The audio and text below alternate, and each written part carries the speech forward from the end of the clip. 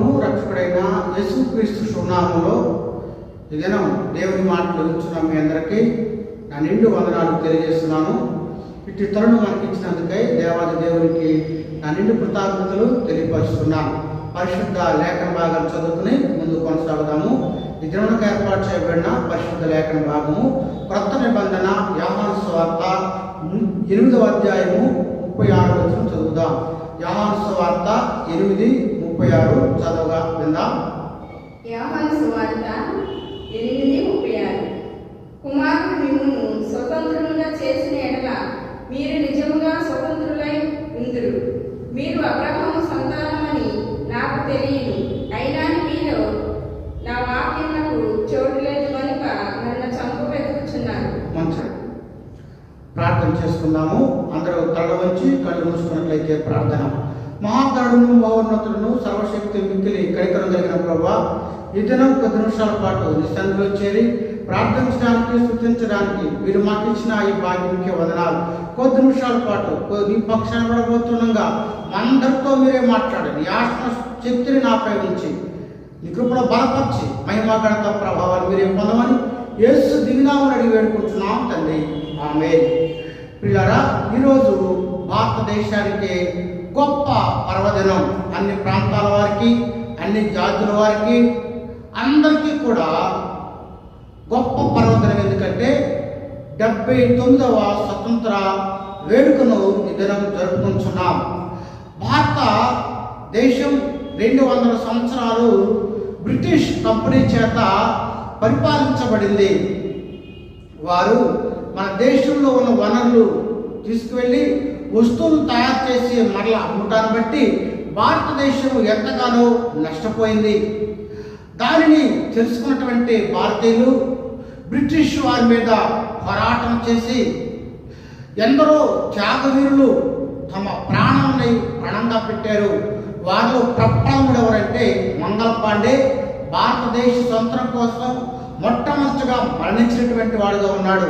Priya దేవులారా, William Carey భారతదేశానికి వచ్చి అజ్ఞానంలో చీకట్లో ఉన్న భారతదేశానికి విద్యాలయాలు నిర్మించి ప్రజలను విద్యావంతులు చేయడం బట్టి స్వతంత్రము, స్వేచ్ఛ, మానవత విలువలు ఏమిటో దేశానికి తెలియపరిచినటువంటి వాడు ఉన్నాడు. అందువల్ల క్రైస్తవ మిషనరీలచే విద్య నేర్చుకున్నటువంటి భారతీయులు స్వతంత్ర విలువలు తెలుసుకుని బ్రిటిష్ వారి మీద పోరాటం చేసి భారతదేశానికి 1947వ సంవత్సరం ఆగస్టు 15వ తారీఖు నాడు స్వతంత్రము రావటము జరిగింది.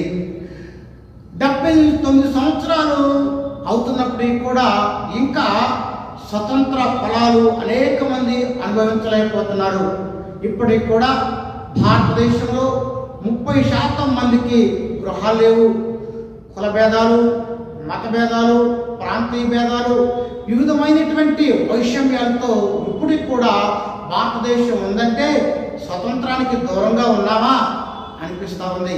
క్రీస్తునందు ప్రియులారా, నాడు గాంధీ చెప్పాడు, అర్ధరాత్రి వేళ ఆడపిల్ల బయటికి వెళ్ళి స్వేచ్ఛగా తిరిగి వస్తేనే స్వతంత్రం వచ్చినట్టు అని. ఈనాడు అనేకమైన దాడులు, స్త్రీలపైన మానభంగాలు, హత్యలు, భ్రూణ హత్యలు, అంతేకాకుండా రేపులు అనేకము స్త్రీల మీద జరుగుతున్నాయి. అంతేకాకుండా నెహ్రూ చెప్పాడు, if we have no character freedom will be useless అన్నాడు. అంటే ప్రవర్తన లేకపోతే భారతదేశానికి స్వతంత్రం వచ్చి కూడా ప్రయోజనం లేదని చెప్పాడు. కనుక ప్రియులారా, భారతదేశానికి స్వతంత్రము వచ్చిందా అనిపిస్తుంది. ఎందుకంటే ఇంకా కూడా అజ్ఞానము, అంధకారము, నిరక్షరాస్యత, ఆకలి దప్పుకులు, లంచగొండితనము, అవినీతి, ఉండడానికి నివాసాలు లేదు, తినడానికి చాలామంది తిండి లేదు, త్రాగడానికి నీరు లేనటువంటి పరిస్థితుల్లో నేటికి కూడా మన భారతదేశం ఉంది. కనుక మన భారతదేశంలో ఉన్నటువంటి మనము ఇట్టి స్వతంత్రం కొరకై I'm proud of the as a Indian Christian. నేను భారతీయ క్రైస్తవుడుగా చెప్పుకోవడానికి ఎంతగానో సంతోషిస్తున్నాను. కానీ దేశంలో ఎంతో మార్పు రావాలని ప్రార్థన చేసేటువంటి వాడిగా నేను ఉన్నానని వాస్తవం. ప్రియులారా, నాడు 200 సంవత్సరాలు తెల్లవారి చేతిలో ఉంది దేశము, ఇప్పుడు తెల్లగొడ్లు వేసుకున్నటువంటి వారి చేతిలో ఉంది. కానీ మార్పు ఎంతో అంతరంగాలలో రావాల్సినటువంటిదిగా ఉన్నది. ప్రియులారా, భౌతికమైనటువంటి స్వతంత్రము వచ్చింది, కానీ అసలైనటువంటి స్వతంత్రము ఎవరి ద్వారా రావాలో, నిజమైన స్వతంత్రము ప్రభు మానవునికి ఎలాంటిది ఇచ్చాడో ఈ దినం మీతో తెలపడానికి నేను ఎంతగానో సంతోషిస్తున్నాను. చదవబడిన లేఖన భాగమును మరొకసారి చదువుగా వెళ్దాము. యోహాను సువార్త 8వ అధ్యాయము 36వ వచనం చదువుదాం. కుమారుడు మిమ్మును స్వతంత్రులుగా చేసిన యెడల మీరు నిజముగా కుమారుడు మిమ్మును స్వతంత్రులుగా చేసిన యెడల మీరు నిజముగా స్వతంత్రులై ఉందురు. కుమారుడు మిమ్మును స్వతంత్రులుగా చేసిన యెడల ఎవరు చేయాలి స్వతంత్రులుగా? కుమారుడు. విలోపన వేదాల్లో ఒక మాట ఉంది, పుత్రుడు లేకపోతే గతులు లేవు అని. అంటే కుమారుడు కావాలి. ఎవరు ఆ కుమారుడు? యేసుక్రీస్తు కుమారుడుగా ఈ లోకానికి వచ్చి ఉన్నాడు. ఆయన కుమారుడుగా వచ్చి రక్తప్రోక్షణ అవశ్యం అంటే మానవాళి కోసం రక్తం కాల్చినటువంటి కుమారుడు ఆయనే కనుక ఆయన ద్వారా మనకు నిజమైనటువంటి స్వతంత్రులై ఉన్నాము. అనగా యేసుక్రీస్తు ద్వారా నిజమైనటువంటి స్వతంత్రము ఉంది. క్రీస్తునందు ప్రియులారా, మానవుడు 6 అడుగులు ఉన్నాడు, కానీ 4 అంగుళాలు ఉన్నటువంటి సుట్టలకు, బీడీలకు, సిగరెట్లకు బానిసైపోయి చివరికి జీవితాలే పాడు చేసుకున్నారు. అనగా నేటికి మానవుడు రకరకాల బంధకాలు అనేటువంటి వాటిలో బానిసైపోతూ ఉన్నాడు, బానిసై ఉన్నాడు. అందుకొరకే వాటన్నిటిని విమోచన చేయాలంటే కుమారుడు కావాలి. యేసుక్రీస్తు కుమారుడుగా ఈ లోకానికి వచ్చి ఉన్నాడు. అయితే పిల్లరా, యేసుక్రీస్తు విమోచకుడుగా కుమారుడుగా ఆయన లోకానికి వస్తే కుమారుడు ద్వారా స్వతంత్రం లభిస్తారు ప్రభు చెప్తే యూదులు ఏమంటున్నారో చూద్దాము. 31వ వచనాన్ని చదవగా వెళ్దాం. 8:31లో కాబట్టి యేసు తనను నమ్మిన యూదులతో మీరు నా వాక్యమందు నిలిచిన వారైతే నిజముగా నాకు శిష్యులైంది సత్యమును గ్రహించదురు. అప్పుడు సత్యము మిమ్మును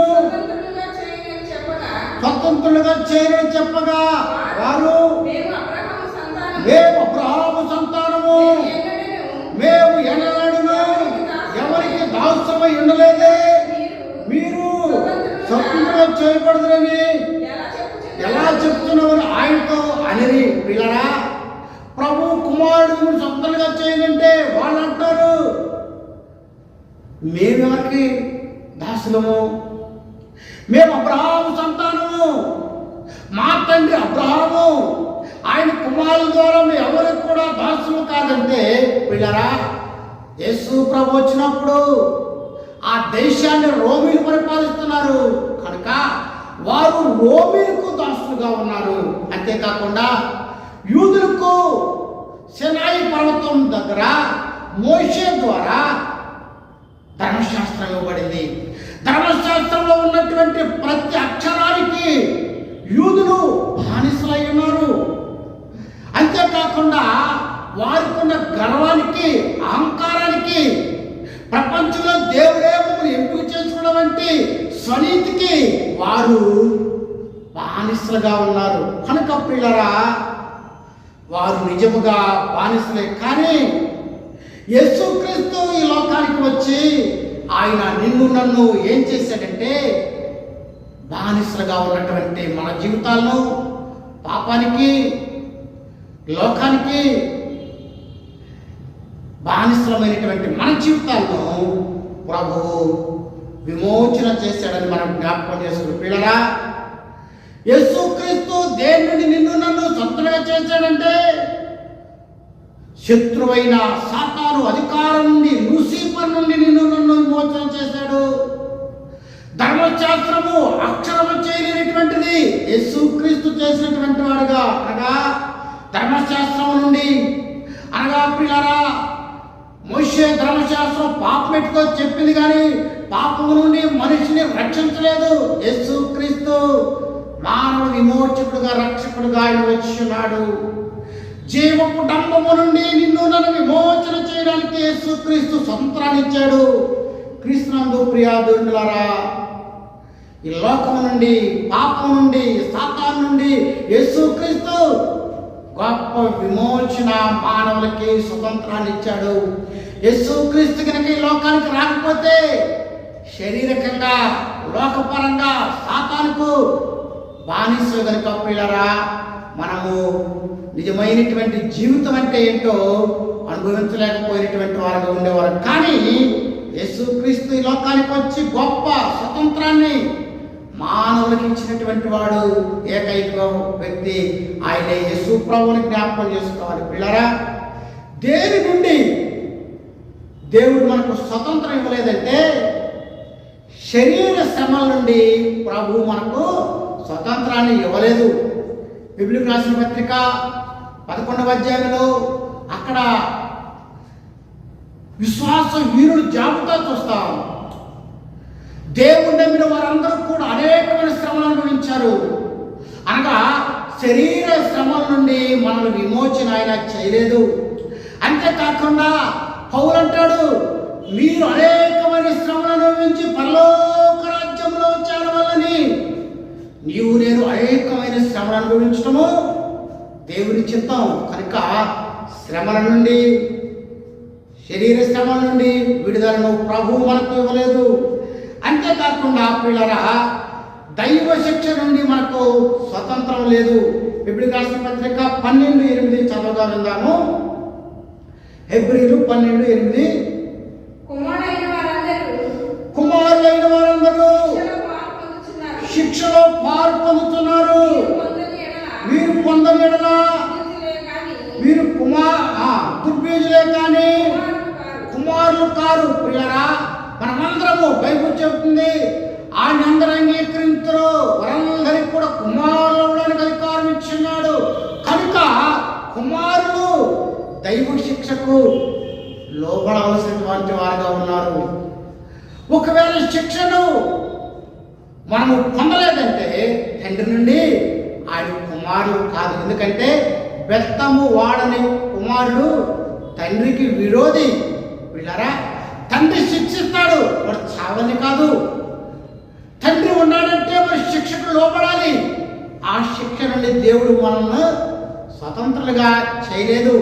మన కుమారులు అంటే తప్పనిసరిగా డిసిప్లిన్, క్రమశిక్షణకు, శిక్షకు గురి కావాల్సినటువంటి వారిగా ఉన్నామని జ్ఞాపకం చేసుకోవాలి. మూడవదిగా, సాతాను శోధన నుండి మనకు స్వతంత్రాన్ని దేవుడు ఇవ్వలేదు. పిల్లరా, యేసు దేవుడు ఇంటి కూడా ఆయన శోధింపబడ్డాడు.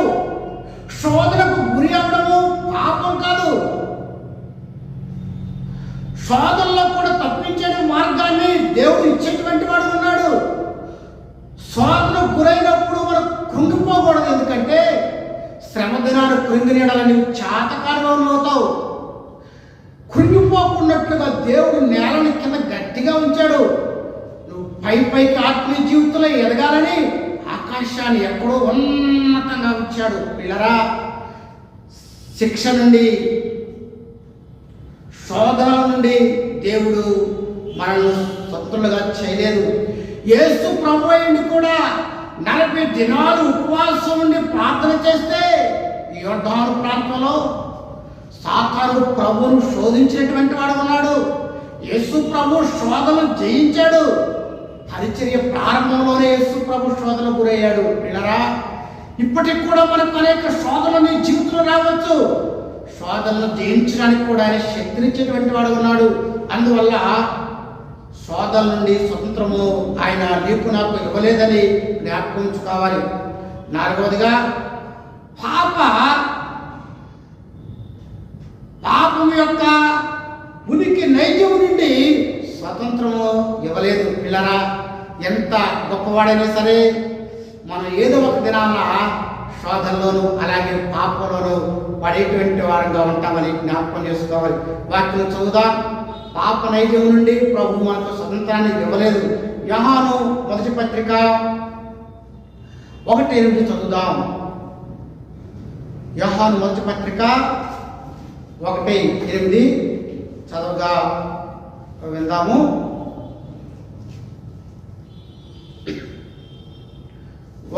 చదువుతున్నాను.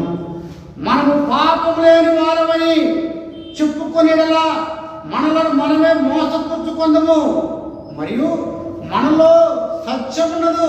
క్రీస్తునందు ప్రియులారా, మనము పాపం లేని వారము కాదు.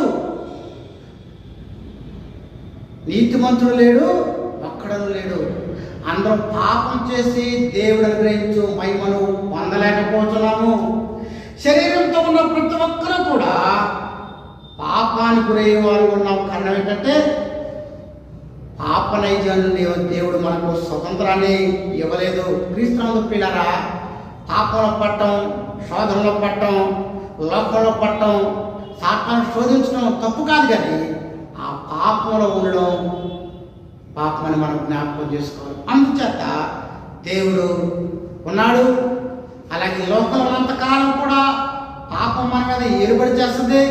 కానీ పాపం నుండి విమోచన చేయడానికి యేసుక్రీస్తు లోకానికి మానవుడిగా వచ్చి ఆయన పాపపు ముళ్ళుని విరిచాడు.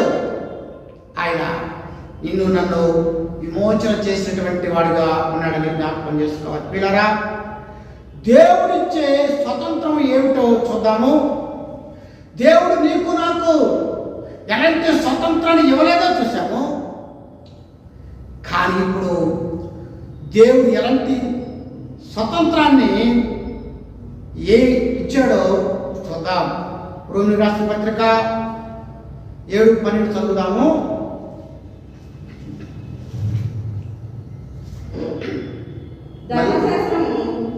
మళ్ళీ చదవమ్మా. కాబట్టి ధర్మశాస్త్రము పరిశుద్ధమైనది, ఆజ్ఞ కూడా పరిశుద్ధమైనది, నీతి గలది, ఉత్తమమైనది. పిల్లల ధర్మశాస్త్రము పరిశుద్ధమైనది, నీతి గలది, ఉత్తమమైనది ఉంది. కానీ ధర్మశాస్త్రము మనము దేవుని యొద్దకు రావడానికి బాల శిక్ష ఉంది. నీతిని పరిశుద్ధమైనది కనుక అది పాపమేదో తెలియజేస్తుంది. కానీ పాపాన్ని మాత్రము ధర్మశాస్త్రము తీయలేదు. పిల్లరా, ధర్మశాస్త్రము ఏదైతే చేయలేకపోయిందో క్రీస్తు దాన్ని చేసినటువంటి వాడుగా ఉన్నాడు. ధర్మశాస్త్రం క్రియలు సంబంధించిన వాటి నుండి, శాపం నుండి దేవుడు నిన్ను నన్ను విమోచన చేసినటువంటి వాడుగా ఉన్నాడని జ్ఞాపకం చేసుకోవాలి. పిల్లరా, ధర్మశాస్త్రము పాపం ఏంటో చెప్పింది, పాపం తీయలేకపోయింది. కానీ యేసుక్రీస్తు తీసినటువంటి వాడుగా ఉన్నాడు. గలతీయుల రాసిన పత్రిక 3:14 గలతీయులు 3:14లో పరిశుద్ధ లేఖన భాగం ఇలాగా సెలవిస్తూ ఉన్నది. చదువుతున్నాను.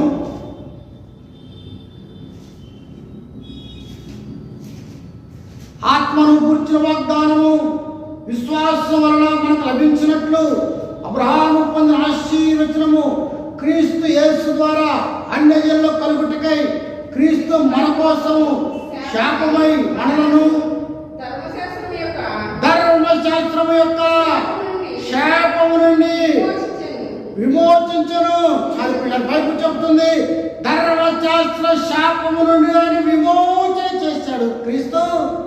కాబట్టి ధర్మశాస్త్ర సంబంధమైనటువంటి శాపం నుండి యేసు ప్రభు నిన్ను నన్ను స్వతంత్రుడుగా విమోచన చేసినటువంటి వాడుగా ఉన్నాడని జ్ఞాపకం చేసుకోవాలి. పిల్లరా, ఆ ధర్మశాస్త్ర సంబంధమైనటువంటి నుండి విమోచన చేశాడు, స్వతంత్రాన్ని ఇచ్చాడు. రెండవదిగా పాపము యొక్క శిక్ష నుండి యేసు స్వతంత్రాన్ని ఇచ్చినాడు. బైబిల్ చెబుతుంది, పాపమునకు వచ్చు జీతము మరణము. అయితే బైబిల్ చెబుతుంది చెప్తుంది పిల్లరా? రోమిలికి రాసిన పత్రిక 8వ అధ్యాయము 1వ వచనంలో క్రీస్తు యేసునందున్న వారికి ఏ శిక్ష విధియు లేదు. చూసారా? అనగా ధర్మశాస్త్రం యొక్క శిక్ష నుండి, ధర్మశాస్త్రం ప్రకారము తప్పు చేసినటువంటి వాడు శిక్ష అనుభవించాలి. పంటికి పన్ను, కంటికి కన్ను.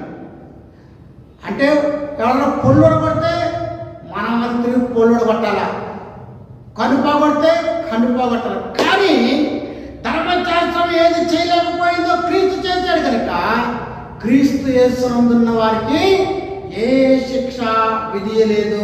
క్రీస్తునందు పిల్లరా, దేవుడు మన పక్షాన ఉండగా మనకు విరోధి ఎవరు? ప్రభువే మన పక్షాన ఉన్నాడు. క్రీస్తునందు పిల్లరా, ఎందుకు శిక్ష లేదంటే మన శిరస్సు క్రీస్తే. క్రీస్తు శిరస్సు అయి ఉన్నాడు. సంఘానికి శిక్ష ఎవరికి పడితే? శిరస్సు పడితే శరీరానికి పడుతుందా? శిక్షగా పడుతుంది, శిరస్సుకే పడుతుంది.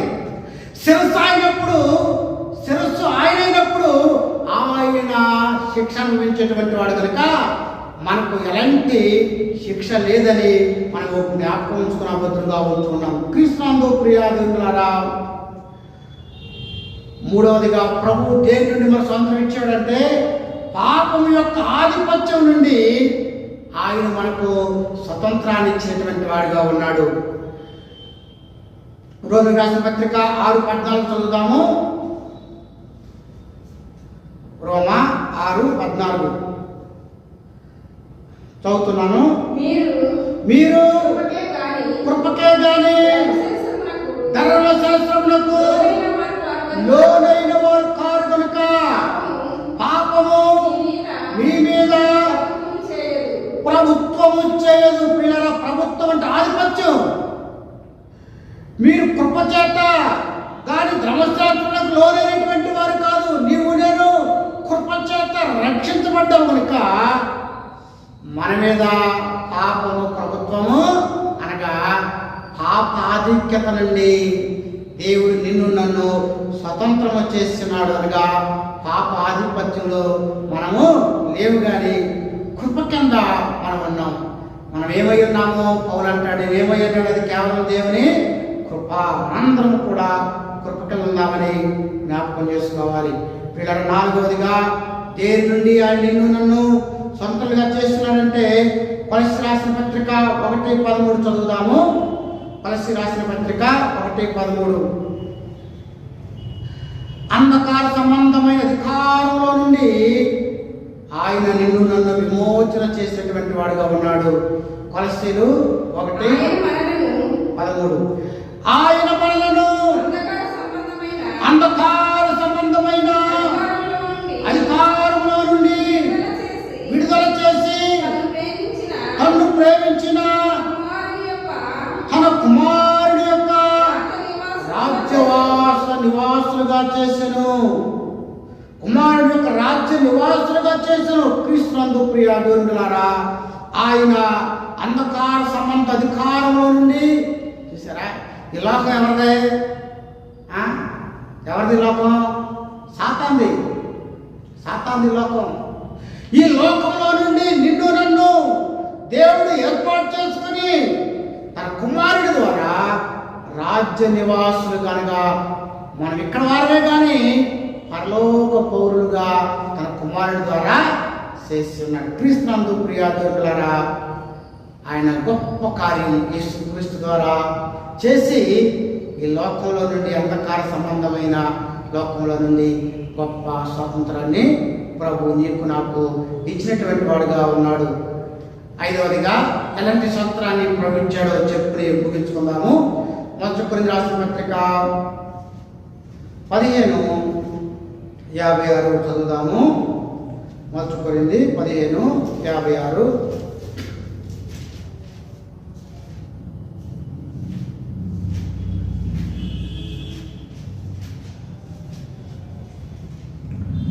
చదువుతున్నాను. ఓ మరణమా, నీ విజయం ఎక్కడా? ఓ మరణమా, నీ ముళ్ళు ఎక్కడా?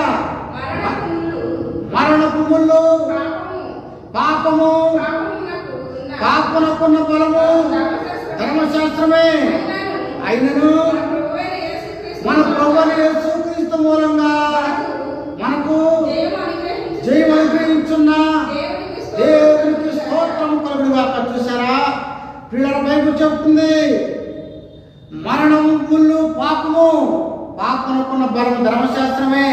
యేసుక్రీస్తు మరణించడం ద్వారా ఆయన మరణము నుండి మనల్ని స్వతంత్రులుగా చేస్తున్నాడు. పిల్లరా, యేసుక్రీస్తు మరణించి పునరుద్ధానం అనగా జీవాన్ని దాల్చాడు. కనుక మనకు గొప్ప విజయం ఏమిటంటే there is no fear to the death. మరణం ఈ లోకంలో మానవుడు దేనికి భయపడ్డాడు, కానీ ఒకదానికి భయపడతాడు, ఏంటి? మరణము.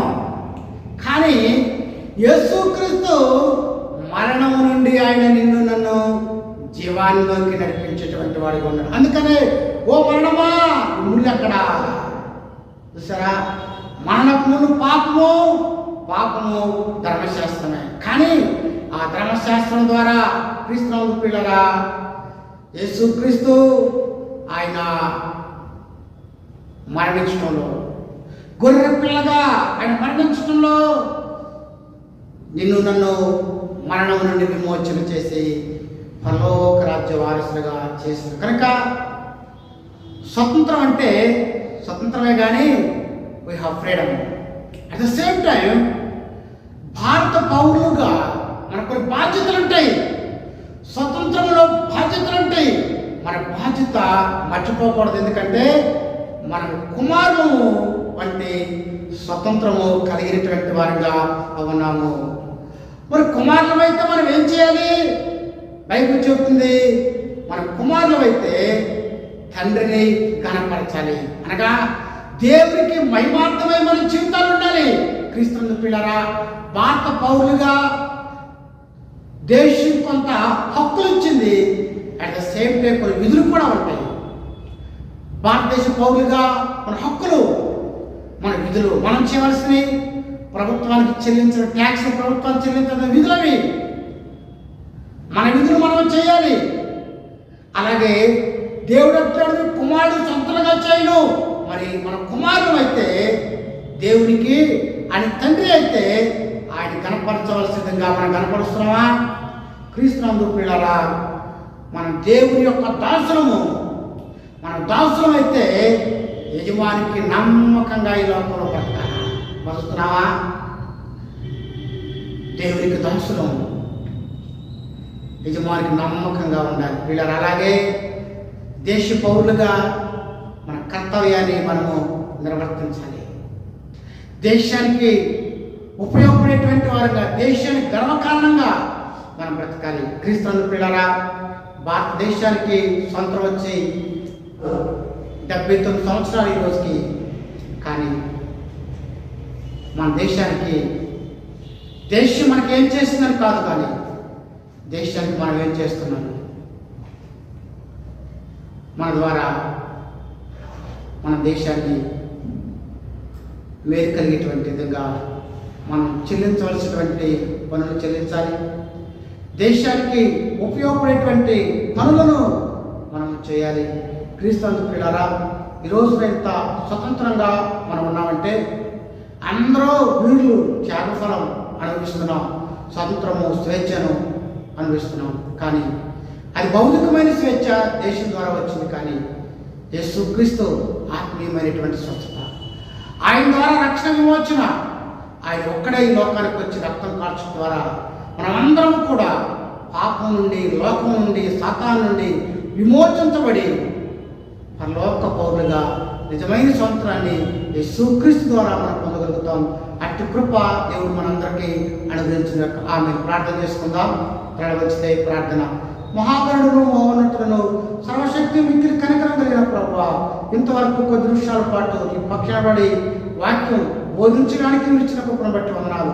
ఎందరైతే వాక్యాన్ని విన్నారో వారందరిలో కూడా ఫలింపచేయండి. కుమారుడుగా మా కొరకు మరణించి నిజమైన స్వతంత్రాన్ని ఇచ్చే స్తోత్రాలు ప్రభువా. అట్టి గొప్ప స్వతంత్రాన్ని పొందేటువంటి బాధ్యత మా దేశ ప్రజలందరికీ కూడా మీరు ప్రసాదించండి. ఇట్టి స్వతంత్రాన్ని ఇచ్చినందుకే మహిమపరుస్తుండగా మా దేశాన్ని ఆశీర్వదించమని, మా దేశంలో ఉన్న కులతత్వాలు, మతతత్వాలు, వివక్షలు, తారతమ్యాలు, భేదాలు అన్నీ తొలగిపోయి భారతీయులంతా ఒక్కటేనని దేశాన్ని బట్టి గర్విస్తూ నేను మహింపరిచేవాడిగా చేసి ప్రతి ఒక్కరు మీరు ఆశీర్వదించమని యేసు దివ్యనామములో వేడుకున్నాం తండ్రి. ఆమేన్. తండ్రి దేని ప్రేమ, కుమారుడు యేసుక్రీస్తు కృప, పరిశుద్ధాత్మ సహవాసం సదాకాలం తోడై ఉండి కాసి కాపాడుగాక. Amen. God bless you all.